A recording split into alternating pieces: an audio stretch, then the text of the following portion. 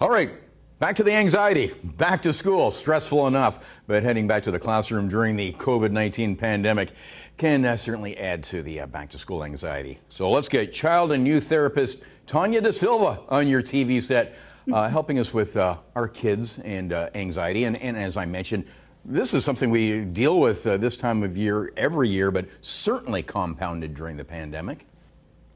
Absolutely. And it's something that we see a lot as kids go back to school. There's definitely, that heightened anxiety in terms of the expectations are starting to pile up. The unknown factors are starting to pile up. But then you add in COVID and there's all those unknown factors about COVID as well. So definitely an interesting time. Depending on the age, kids don't often communicate their anxiety. What are some of the flags for parents to look for?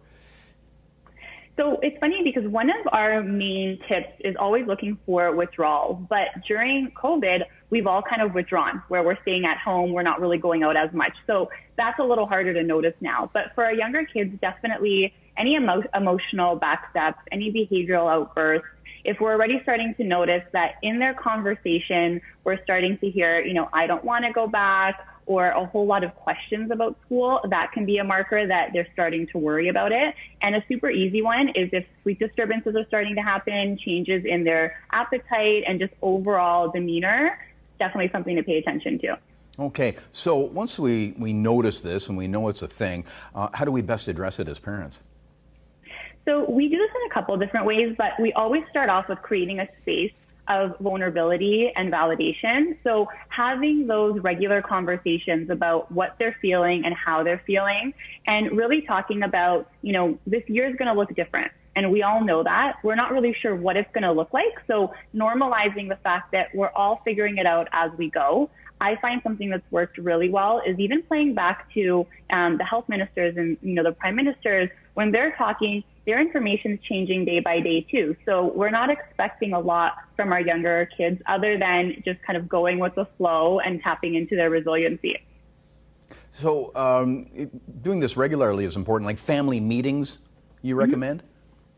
Absolutely. And that's something we've actually been doing over the last couple of weeks with families, but we're really encouraging it, especially as we go back. So the way that we actually facilitate these is once a week, we all come together. We talk about anything that we struggled with, any new questions that have come up, maybe stuff we've heard from friends or we've seen on TV. We talk about, what's working, what's not working. And another thing that we've implemented is during the week, if there's something that kind of pops into our child's mind in terms of a worry or a question, we have an actual worry box where they can go and either draw a picture of it or submit their question. And then it's something we talk about on that actual scheduled family meeting day. And I would imagine it's important not to show anxiety, because I know a lot of parents get stressed out from this time of year, and kids will pick up on that as well, and it'll carry over, won't it? Absolutely. And it's interesting because we don't want to show anxiety, but we do want to show vulnerability. Most parents, we're all trying to figure it out. We don't know if we want to send them back, if we don't, what work's going to be like. Well, that's the thing with the restrictions. Yeah, and exactly. There's a lot of concerns there. Yeah, and it's funny because I ask my families every week, and a lot of them still haven't made the decision. So we always encourage, be honest about how you're also not 100% sure, and you're trying to figure out what the best decision is. But obviously, you don't want to overshare or overindulge with details that aren't age appropriate. Yeah. What are the ramifications if this isn't dealt with properly by parents, and that anxiety just continues to fester? Mm-hmm. Well, and it does, if they don't have the proper support, we do typically see it getting worse and kind of building. So we always encourage parents, even at this point, if you're realizing, there's a little bit of anxiety, start already trying to put in some strategies, but getting outside help is really important. I've noticed typically summer we slow down, and this summer we've been the busiest we've ever been because everyone's trying to navigate the anxieties of COVID as well as back to school. Yep, very difficult times.